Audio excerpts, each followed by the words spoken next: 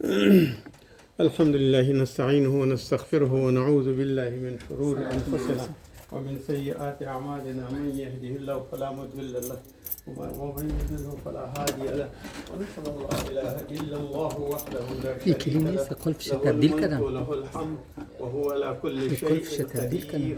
بسم الله الرحمن الرحيم. बिल्कुल फजीर तब्दील करा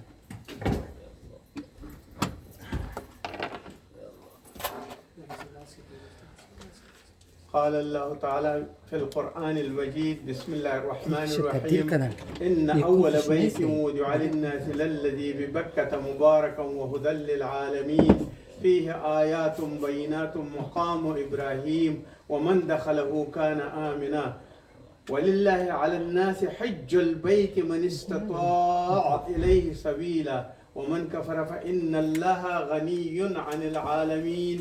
بسم الله الرحمن الرحيم. وقال النبي صلى الله عليه وسلم عن ابن عباس رضي الله عنه قال قال رسول الله صلى الله عليه وسلم لمكة ما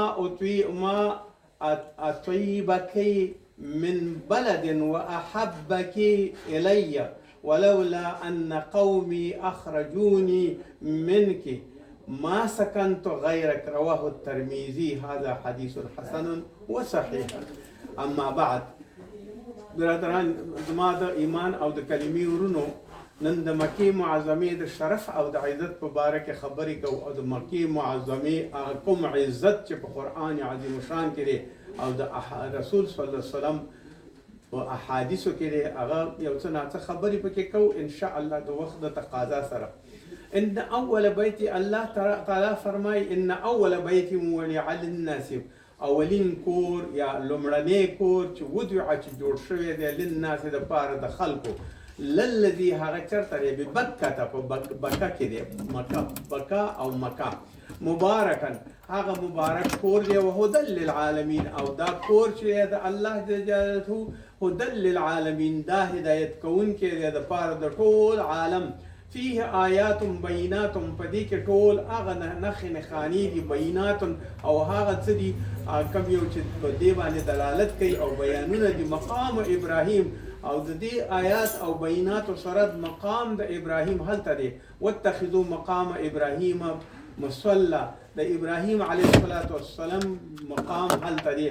ومن دخله او هغه څوک چې داخل شي د مکې معظمې ته کان آمنا هغه په امن باندې دی هیڅ تعرض او هیڅ تکلیف پې نه راځي.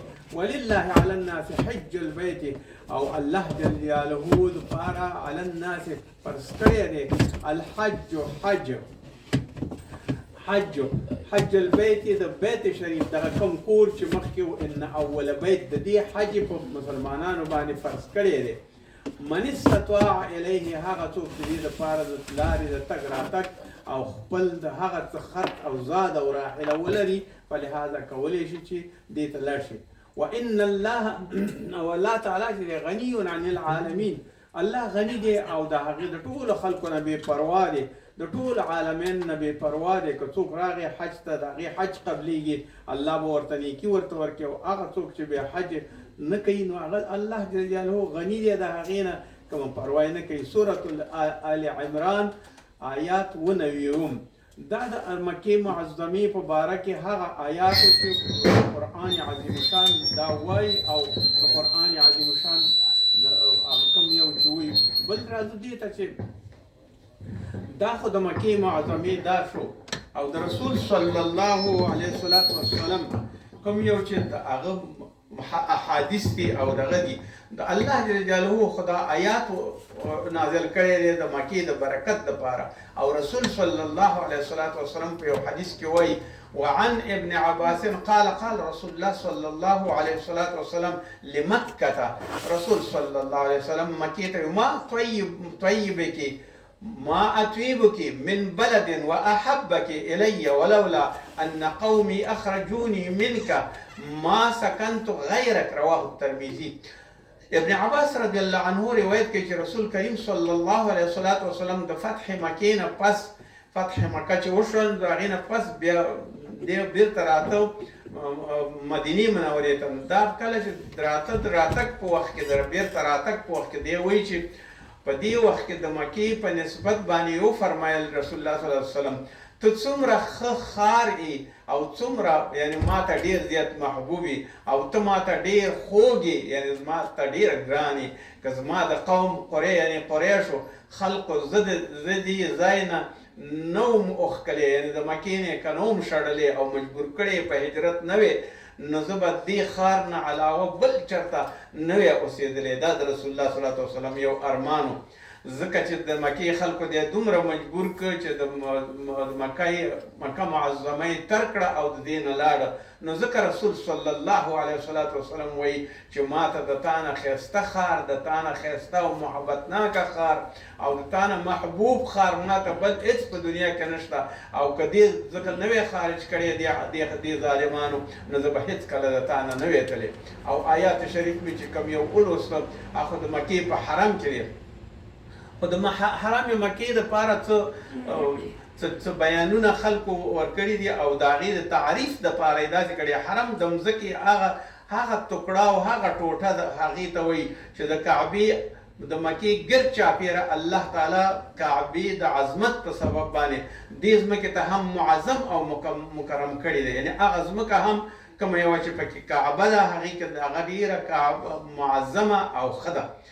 دې ځمکې ته حرم ځکه وایي ولې ورته وایي چې دا بیت الحرام دی یا حرم ځمکه ده چې الله تعالی د دې خطې یا د دغې ځمکې یا د دې زمین د دغې ټوکړې د بزرګۍ په وجه باندې د دې حدود داسې ډېر څیزونه حرام کړي دي چې نور ځای حرام نه دي. یعنی د دې کې ځینې ځایونه د مکې معظمې ټول ځایونه حرام دي مګر نور ځایونو ته دا حرمت نشته دا قدر او دا عزت یې نشته.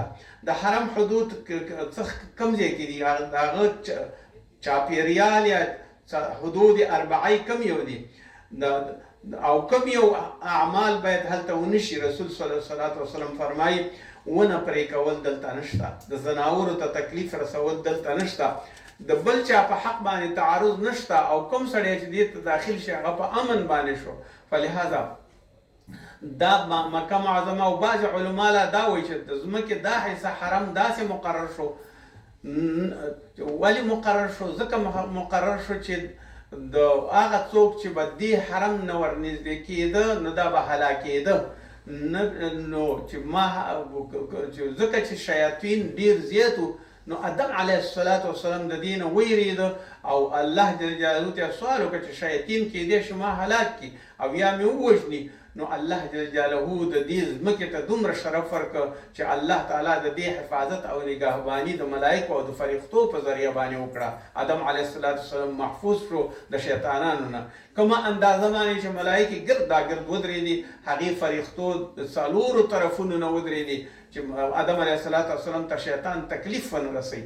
نو د مکې ګرد چاپېره کوم چېرته چې هلته ملایکې ولاړې وي او فرښتې ولاړې وي نو د هغې حد بندي او سرحدونه معلوم شو. هغه د حرم حد مقرر شو کوم ځای باندې چې ملایکې الله تعالی مقررې کړې وي. او دغسې د کعبې مکرمې او د هغې د فرښتو او ودرېدلو ځای منځ کې چې کومه یوه ځمکه راغله یعنې د ګرد چاپېره د حرم شریف نه راغله هغه حرم شو. ځکه ورته حرم وایي دی حرام دی او په هر چا باندې دلته تعارض نشي کولی څه نشي کولی. دا یو د امن ځای دی. ځینې علما داسې فرمایي چې حضور صلی الله علیه وسلم کله آدم علیه السلام د کعبې ځمکه داسې روښانه شوه یعنی کله چې د حجر اسود راوړ او دلته یې ښوده نو دا د کعبې ګرد چاپېر ځمکه دومره روښانه شوه او رڼا یې دومره زیاته شوه چې د ځمکې څلور طرفه کوم ځای پورې چې رڼا رسېدله هغه ټول حرم مقرر شو د دې حجر اسود په برکت باندې. او د حرم د ځمکې حدود دا دي چې د مدینې منورې طرف نه د مدینې تنعیم دی او د یمن د طرف نه طائف دی او د جدې د طرف نه جعرانه او جده ده او دا ټول د حج هغه میقاتونه دي چې د هغې نه سړی احرام تړي. خو دلته یوه خبره دا ده چې جعرانه او جعرانه او جده دواړه دا میقاتونه نه دي. رسول صلی الله علیه وسلم دا فرمایلی چې دا دواړه نه دي او نور ځایونو ته چې څومره کم زیاتور شل ته میقاتونه دي او د میقاتونو دپاره حد تړل دي. صرف دومره باید ویل شي چې مکه کله چې دا القرى په نامه باندې یادېږي او بلد الامین په نامه باندې یادېږي او دا د کعبې په نامه باندې یادېږي او دا هغه ځای دی چې دې ته ټول خلک دعاګانې کوي.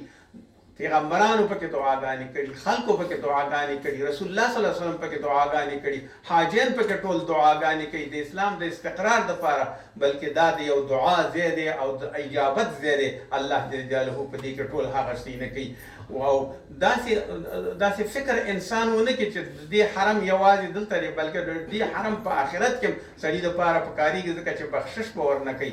او مکه او بکه دواړه یو شی دي. بکه صرف دومره دی، زمونږ د صرف یو استاد الله تعالی دې جنتونه ورته کوي چې استاد پوهان کبیر هغې به مونږ ته ویل بکه ښار ته ویلی کېږي. ولې ښار ته ویل؟ د هغې د نحو یو مثال وایي دا یو اسم مرکب دی ځکه په سوریه کې یو ښار دی هغې ته بعلبک ویلی کېږي. بعل وایي هغه د سړي نوم دی چې د ښار په نامه بکه ښار ته ویلی کېږي. فلهذا کوم ځای چې حرم د مکې معظمې دی هغې ټولې ته حرم ویلی کېږي او د حرم دا معنا ده چې د دعا ځای دی. امام صاحب ابو حنیفه او نورو امامانو به د زمزم د دیوال ته شا کړه او ولګوله او نور څومره خلق او څومره مشکلات د دین او د شریعت د حدیثو او د قرآن بچو نور ثوري صاحب نور شیان او زاعي صاحب دا ټول خلک به راتله، نور امامان به راتله، دلته به موضوعات حل کول. فلهذا دا یو هغه محترم ځای دی چې پیغمبرانو پکې دعا کړي، نور خلکو پکې دعا کړي، ملایکو پکې دعا کړي، آدم علیه السلام پکې دعا کړي، ابراهیم خلیل الله پکې دعا کړي. دا زموږ او ستاسو د مسلمانانو د اجماع او د دعا ځای دی. الله جل جلاله دې دا د همیشه لپاره په خپل امن کې وساتي او الله تعالی دې چې څومره عزت د الله سره دی خدای دې زموږ په زړونو کې د عزت راولي. ربنا اننا سمعنا مناديا ينادي للايمان ان امنوا بربكم فآمنا ربنا فاغفر لنا ذنوبنا وكفر عنا سيئاتنا وتوفنا مع الابرار وصلى الله تعالى خير خلقه محمد. استغفر الله. السلام عليكم. بخير.